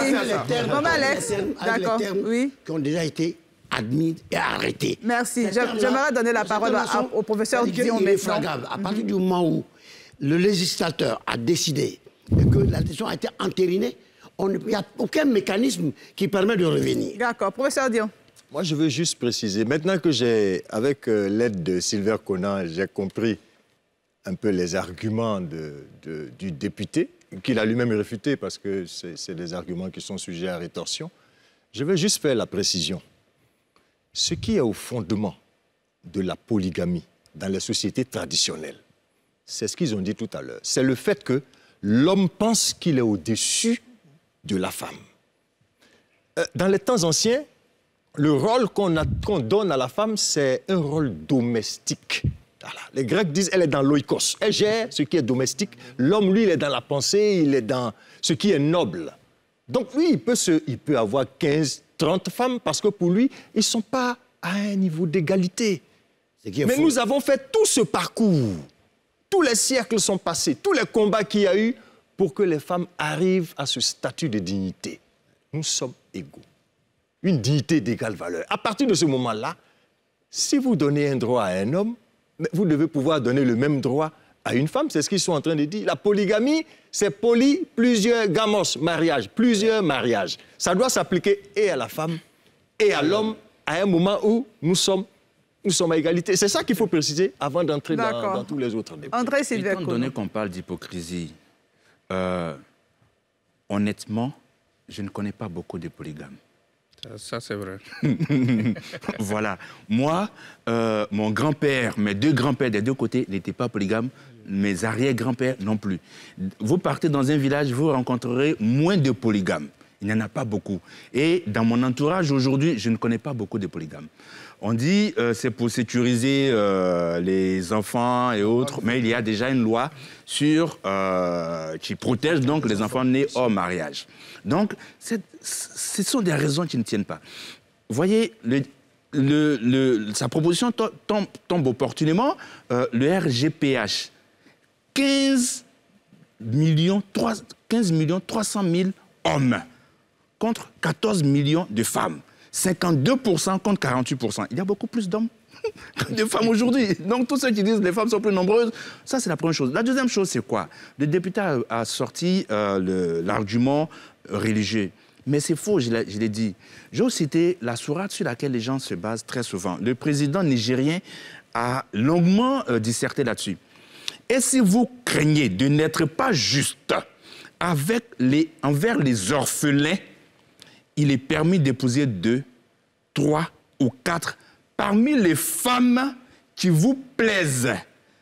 Mais si vous craignez de ne pas être juste avec celle-ci, alors une seule ou des esclaves que vous possédez. Ça, c'est la sourate, si vous voulez... Mais on n'a pas de guide religieux sur le plateau ce soir. Oui, il n'y a pas de problème. C'est la sourate An-Nisa. Et au début de cette sourate 4, dans le Coran, on dit ceci. « Ô hommes, craignez votre Seigneur qui vous a créé d'un seul être et a créé de celui-ci son épouse et qui, de ces deux-là, a fait répandre sur le Qu'est-ce que vous voulez dire, André Sylvain Conon? C'est exactement ce que disent les chrétiens, qui parlent de ce que, justement, au commencement, l'homme, le Créateur a fait l'homme et la femme. Dieu créa la femme. Voilà. Et donc, c'est d'abord pour protéger, dans le Coran, c'est pour protéger l'orphelin. OK? Ce problème est réglé avec la loi sur les mariages, les enfants adultérins et autres, tout cela. Et puis, cela donne la possibilité. Cette sourate, c'est pour ceux qui en ont vraiment les moyens et qui sont justes. Non, arrêtons l'hypocrisie. Merci André Sylvain Conon. Non, s'il vous plaît, on va donner la parole à Nazer Kadia. Bon, Alex, s'il vous plaît. Nazer Kadia, qui est impatient et qui attend depuis. Non, je serai très bref. Allez-y, vous avez la parole. Moi, une proposition de loi ou un projet de loi, c'est pour vraiment régler un problème précis. Trouver une solution à un problème précis. Mais est-ce qu'aujourd'hui, au stade où nous sommes, est-ce que c'est la légalisation de la polygamie qui est la préoccupation des Ivoiriens? Non. Est-ce que c'est ça? C'est ça. C'est la vie Donc, chère. moi, comme je ne veux pas trop juger parce que je n'ai pas vu le texte. D'accord. Si j'avais vu le contenu du texte, on vous l'a entendu dire. On pourrait vraiment continuer. Bon, Alex, on ne va pas faire un débat religieux. On n'a pas de guide religieux sur ce plateau. Ce n'est pas le but. Non. Je voulais étayer tout simplement. En 10 secondes et on va changer de sujet. La thèse que Dr Fofana Sylvain a mis en exergue pour qu'on comprenne très bien. J'allais dire, au-delà de l'œcuménisme religieux, le syncrétisme, l'extrême, imbrication des religions qui sont les mêmes dans leur fondement et qui se rejoignent dans leur finalité. C'est aussi simple. OK. Merci. Docteur Fofana, rapidement, parce qu'on a un troisième thème qu'on doit aborder. OK. Donc moi, ce que je voulais dire, est-ce qu'il doit faire une proposition de loi sur le sujet de la polygamie? Oui. Est-ce qu'aujourd'hui, la polygamie, est-ce qu'on doit pratiquer la polygamie? Est-ce qu'économiquement, les foyers polygames peuvent être viables? Ça reste à voir. OK. Merci. On va aborder donc le troisième sujet de ce soir, notamment le retour de Blaise Compaoré au Burkina Faso, un retour qui est diversement apprécié. Je vous propose ce reportage de la rédaction de NCI et on en parle juste après. Ouagadougou, palais présidentiel de Kossiam. Sur 5 ex-chefs d'État attendus, 2 à l'arrivée. Ouvre la marche, Blaise Compaoré. De retour au pays natal, 8 ans après avoir été évincé du pouvoir, il est suivi de Jean-Baptiste Ouédraogo. Les deux s'offrent de chaudes poignées de main avec l'actuel locataire des lieux.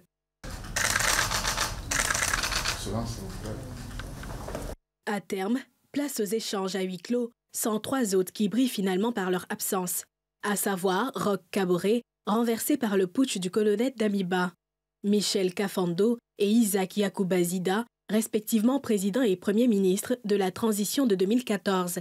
Dans les rues, cette rencontre marquée par le retour au Faso de celui qui a dirigé le pays pendant 27 ans est mitigée. Sous son règne, le Burkina était apaisé. On peut dire que toute la sous-région était apaisée sous le règne du président Blaise Compaoré. Donc vous voyez que c'est un homme d'État, c'est un homme de paix, c'est un homme de dialogue. Des opposants à ce retour et à la rencontre se sont donné rendez-vous devant la résidence de l'ex-président du MPP, Mouvement du Peuple pour le Progrès, le contraignant ainsi à ne pas y prendre part. Preuve que les ressentiments au sein de la classe politique restent de mise et brisent l'aile de la réconciliation. Le retour de Blaise Compaoré au Burkina Faso réconcilie-t-il ou divise-t-il le Burkina Faso? On va en parler après ce reportage, mais je vais bien sûr commencer par Bomba Alex. C'est un dossier que vous maîtrisez, que vous connaissez. Quelle est votre analyse ce soir? Alors, au risque de paraître partial, je voudrais tout simplement, peut-être sans doute le plateau ne nous permettra-t-il pas d'aller plus loin, parce que le temps qui nous est imparti ne suffirait pas à, j'allais dire,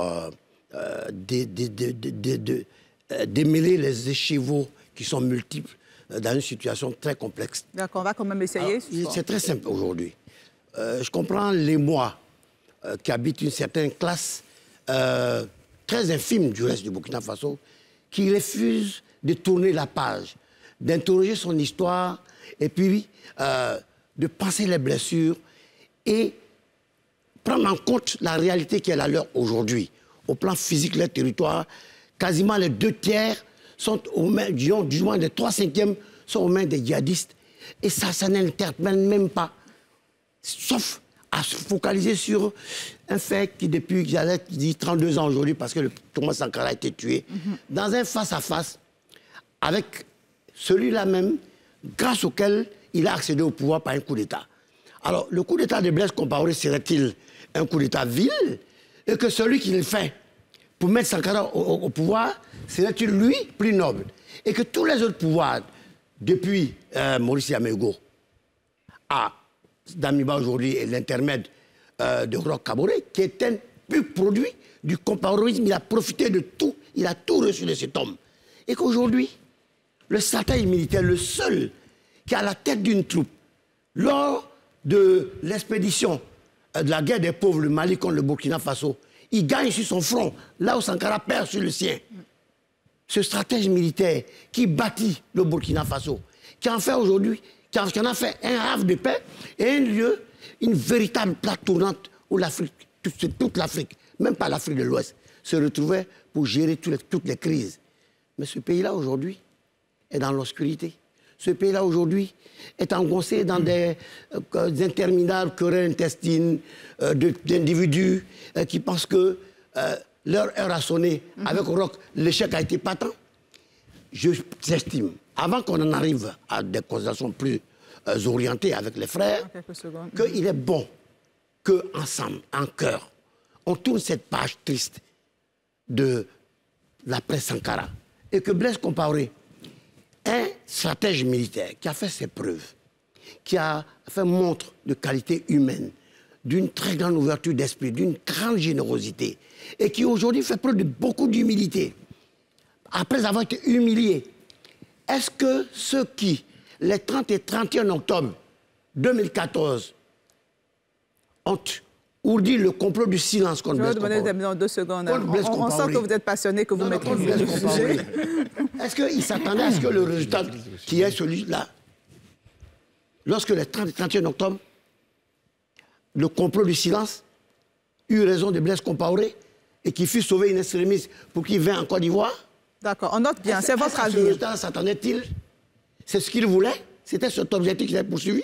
On va permettre aux autres d'avoir leur avis. D'accord. Dieu, c'est vrai que le malheur peut atteindre le juste, mais l'Éternel l'en délivre toujours. D'accord. C'est très explicite. On va y revenir. Bien sûr. Oui, il est très inspiré. Ensemble, vous êtes inspiré, vous êtes passionné. Et moi, je pose une question. Laquelle? Que va faire un Ivoirien au pays des hommes intègres? Bon, c'est juste une boutade, hein. Pour dire que la question... Heureusement. Il a été naturalisé, donc il est ivoirien. Pour dire que, au niveau... Vous avez eu la question, c'était savoir si l'arrivée de Compaoré au Burkina divise ou réconcilie. Je parle de 3 constats. Le premier constat, c'est que Blaise Compaoré a été accueilli avec délire.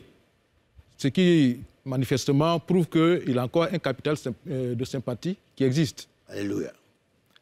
Pendant ce temps, le deuxième constat, c'est que des Burkinabés ont empêché Marc Kaboré de sortir de sa résidence pour aller à la rencontre. Troisième constat, l'avocat de la famille Sankara, Maître Benewende, j'espère que je prononce bien, Maître Benewende, s'est rappelé au bon souvenir de tous. Et pour rappeler à propos que M. Blaise Compaoré est sous le coup d'une condamnation. Et cela pose problème. Parce que si Blaise Compaoré est sous le coup d'une condamnation et que le président de la République le fait venir au Burkina sans même prendre quelques petites mesures pour couvrir un peu, pour habiller ça, un habillage juridique ou administratif, c'est-à-dire soit une loi d'admission ou une grâce et tout ça. Donc c'est comme si le président Damiba écrase la justice burkinabé. Et quel est l'état d'âme des magistrats burkinabés qui ont prononcé la sentence? D'accord, donc il y a ce problème de cette indépendance de la justice. Professeur Dion, et ensuite Arthur Bonga. Blaise Compaoré, c'est un grand Africain que je respecte particulièrement. On a le sentiment qu'il peut apporter quelque chose à son pays. Je vais dire deux choses. La première, c'est est-ce qu'il veut ou est-ce qu'il doit revenir forcément au pouvoir pour être utile à son pays à ce moment précis? Mais la question du retour au pouvoir n'a pas été posée comme ça. S'il veut aider son pays à sortir de cette situation, il le peut. Mais s'il veut aider son pays à sortir de cette situation en pensant qu'il en a la capacité, mais à la condition de reprendre le pouvoir, ça serait problématique. C'est un sage et je voudrais que, sans lui faire insulte, qu'il discerne bien. Parce que c'est son pays. Et quand son pays brûle, je sais qu'il a mal au cœur. La deuxième chose, si vous permettez, c'est qu'il y a eu un coup d'État parce que cet homme derrière vous, en tenue militaire, il m'interpelle. Quand il renverse, bouleverse tout un processus démocratique, quand il enlève du pouvoir quelqu'un qui a été élu démocratiquement, ce qu'il nous donne comme raison fondamentale, c'est que son pays est dans l'insécurité totale, les militaires sont tués, ils ont envie de se battre, ils ne peuvent pas aller au front. C'est pour ça qu'il a fait son coup d'État. Depuis qu'il a pris le pouvoir, je ne le vois pas en train de faire ce qu'il sait faire le mieux, c'est-à-dire se battre et défendre son pays. Je le vois là, en train de chercher à créer les conditions de la réconciliation. Est-ce que c'était ça, le projet au départ? Pourquoi l'Afrique doit-elle toujours accoucher, la montagne africaine doit-elle toujours accoucher d'une souris? D'accord. Arthur Bonga. Déjà, par le personnage de Blaise Compaoré, ça va toujours poser des problématiques, poser des polémiques par son histoire, etc. Mais je pense que le Burkina, moi je dis toujours, la réconciliation, elle doit passer par la justice. Pour moi, on passe par la case justice avant d'arriver à celle de la réconciliation. Fort heureusement, même si on peut penser ce qu'on veut du procès, je me suis engagé à ne pas commenter des décisions de justice, on est passé par la case justice. Donc aujourd'hui, il faut la case réconciliation. Est-ce que cette case réconciliation passe par le pardon à Blaise Compaoré? Pour moi, la place de Blaise Compaoré, elle est au Burkina. Il a dirigé ce pays pendant près de 30 ans. Ce n'est même pas digne pour les Burkinabés qui se retrouvent ailleurs. Après... Mais elle est au Burkina, mais où? J'en viens. Ça peut être en résistance surveillée, ça peut être en totale liberté, mais ça, ça doit... prison. Ou en prison. Je préfère comme... Pour moi, là, pour quelqu'un comme Blaise Compaoré, la résidence surveillée, c'est tout comme une prison. J'aurais préféré ça dans le moins de mal. Mais le déclic en termes de pardon doit passer par une loi, au moins une loi d'amnistie. Damiba n'a pas le pouvoir de cette loi. C'est ça aujourd'hui. En tant que putschiste, il ne peut pas prendre des décisions majeures. C'est pour ça que ce qu'il doit faire, s'il veut vraiment le retour de Blaise Compaoré, c'est de travailler rapidement à installer un pouvoir qui sera légitime, légal, lequel pouvoir pourra initier une loi d'amnistie ou trouver des choses. Parce que ramener Blaise Compaoré au Burkina, ce n'est pas le rôle de Damiba. Il n'en a pas la légitimité. Sa seule légitimité, c'est les armes. Il ne peut pas s'installer et régler cette question.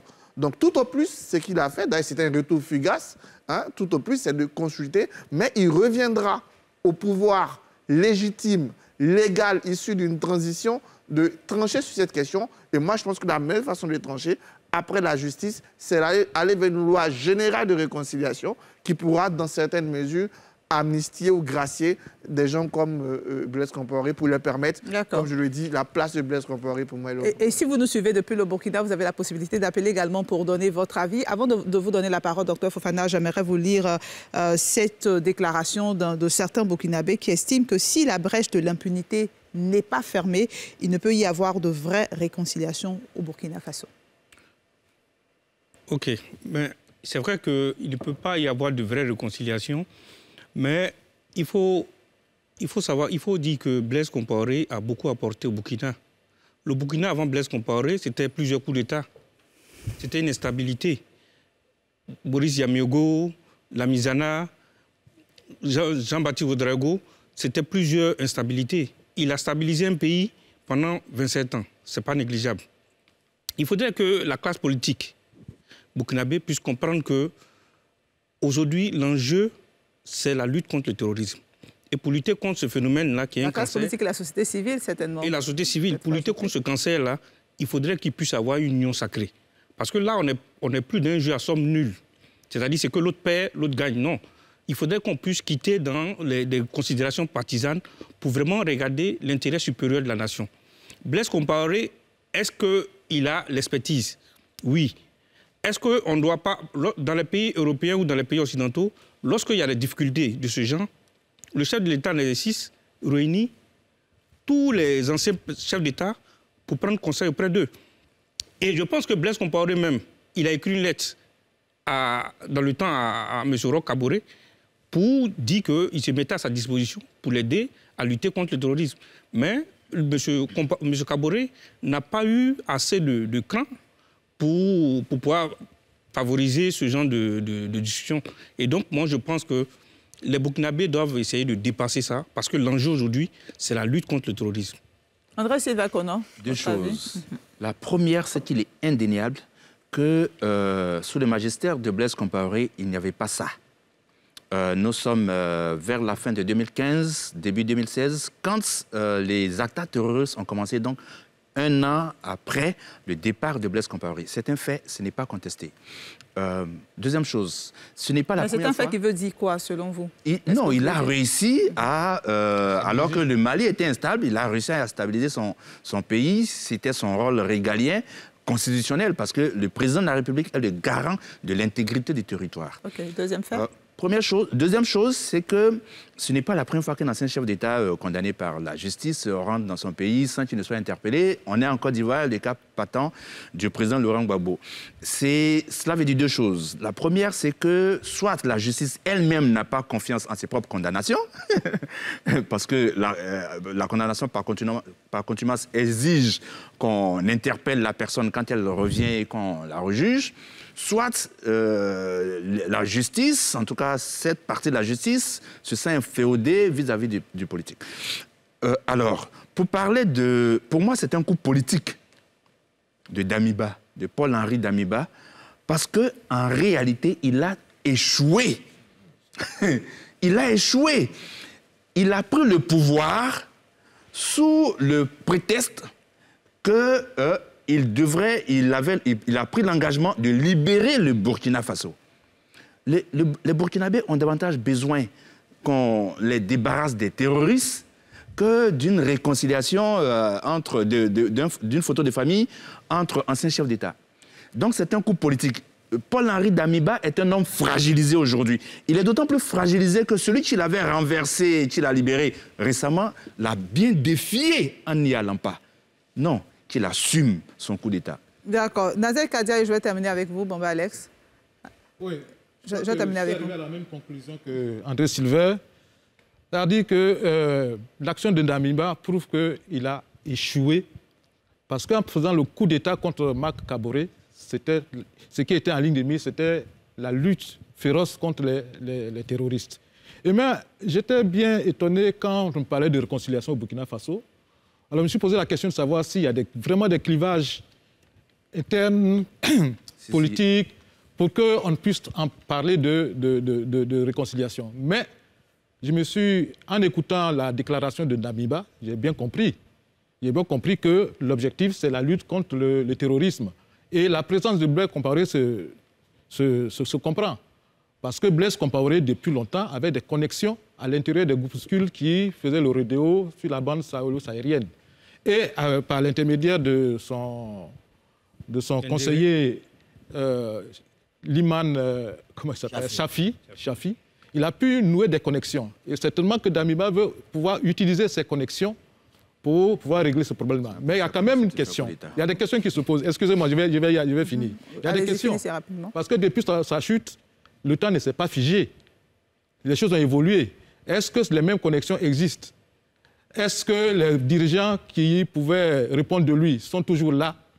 Et en plus, la plupart de ceux aujourd'hui qui attaquent le Burkina, une bonne partie est constituée de Burkinabés.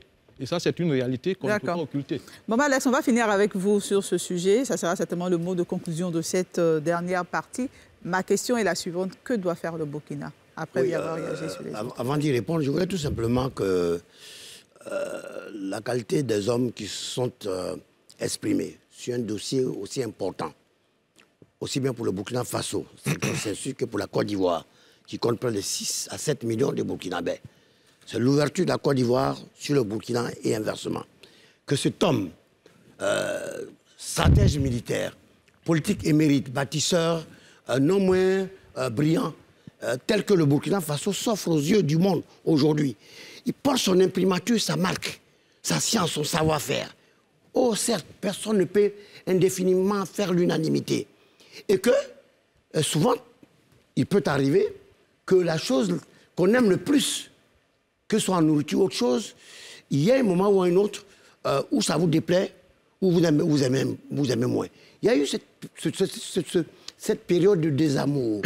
Cette période de désamour est due au fait de l'incurie du pouvoir de Roch-Marc Christian Kaboré, qui a donc permis que la muraille de Jéricho, que Blaise Compaoré avait réussi à faire du Burkina Faso, en créant, j'allais dire, un statut particulier, avec des hommes et des femmes bien outillés, bien formés, qui n'étaient pas l'armée de Maurice Yamego, ni celui de Sangoulé Lamizana, même pas celui de Saïd Zerbo.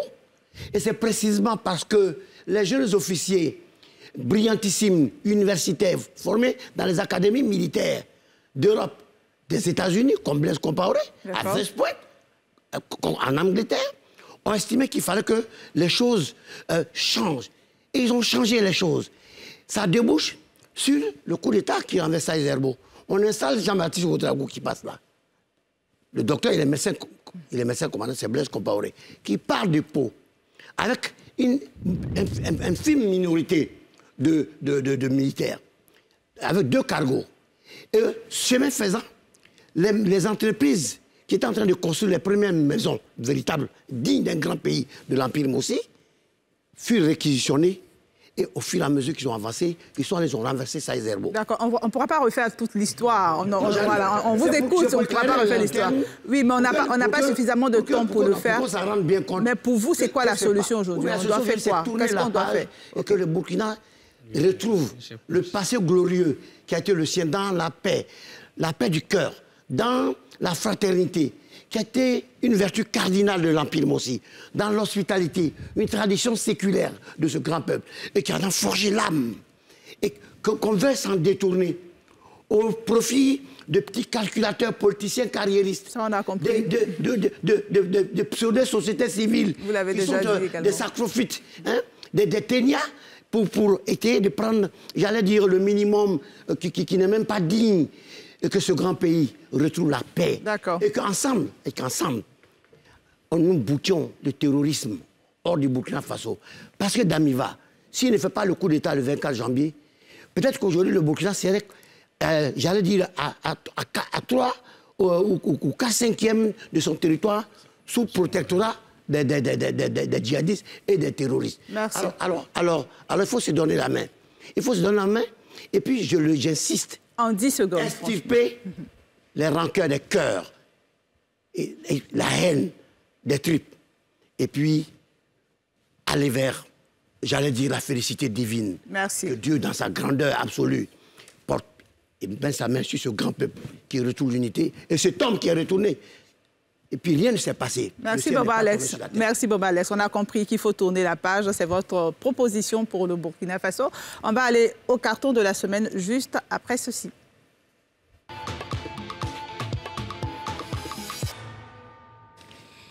Les cartons de la semaine. On va commencer par vous, professeur Dion, votre carton. Alors, mon carton vert aux éléphants basketteurs. D'accord. Il faut vraiment leur dire merci. Ils nous font plaisir. Loin des bruits, loin des révolutions de palais, loin des changements de président et autres, ils font plaisir à la Côte d'Ivoire. Il faut que toute la nation les soutienne. Il faut que nous soyons en Coupe du Monde. Merci. Docteur Fofana. Oui, mon carton, il est rouge. Pour qui? Il est pour la Poste de Côte d'Ivoire. Pour la Poste. La Poste, il faudrait qu'on puisse, que ce soit l'État ou la société civile, il faudrait qu'on puisse tout faire pour pouvoir sauver cette institution-là. Parce qu'actuellement, depuis quelques mois, la Poste est confrontée à beaucoup de difficultés. Il faudrait qu'on puisse tout faire pour pouvoir vraiment sauver cette institution. Et donc, mon carton rouge ce soir, c'est pour... C'est pour la Poste de Côte d'Ivoire. André Sylvain Kono. Carton rouge au Rwanda. il est vraiment inadmissible que pour obtenir un cessez-le-feu en RDC, le président Félix Tshisekedi se rende en Angola pour négocier avec le président rwandais Paul Kagame, héros des panafricanistes, alors qu'il soutient des rébellions dans d'autres pays. Carton jaune. De plus en plus, on voit des enfants dans la rue. Ce n'est pas la première fois que je le dis. Il faut fermement que le ministère de la Famille et des Affaires sociales s'empare du dossier. Je suis convaincu, c'est une théorie, que derrière ces enfants au regard hagard, eh bien, se cachent des drames. Se cachent souvent, peut-être, encore une fois, c'est une théorie, l'esclavage, le trafic d'êtres humains. Merci André Sylvain-Conon pour vos cartons. Bomba Alex, vos cartons ce soir? Non, mais je vais en décerner qu'un seul. Un seul carton. Au peuple du Burkina Faso et à Blaise Compaoré, qui a su bâtir ce pays pour en faire aujourd'hui un modèle en Afrique.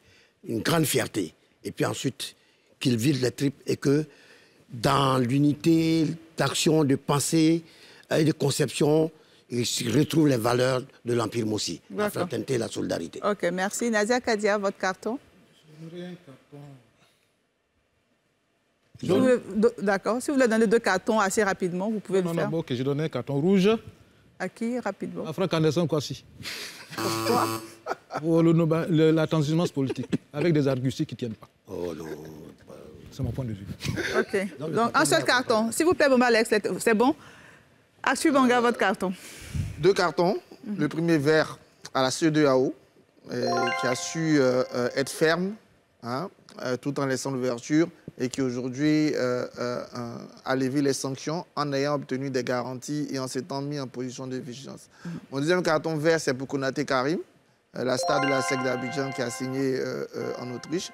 J'espère pour lui qu'il aura une grande carrière, qui va nous ramener plein de buts, notamment pour l'équipe de Côte d'Ivoire qui se prépare à la CAN 2023. D'accord, merci à tous pour ces cartons. La rédaction de NCI a certainement 2 cartons ou un carton vert pour 2 personnes, Arthur Bonga, Dr Eddy Guipier, qui ont été faits chevaliers dans l'ordre du mérite ivoirien. Donc voilà, félicitations à vous pour cette décoration. Nous sommes donc au terme de cette émission et puis également un carton vert à tous les téléspectateurs de NCI.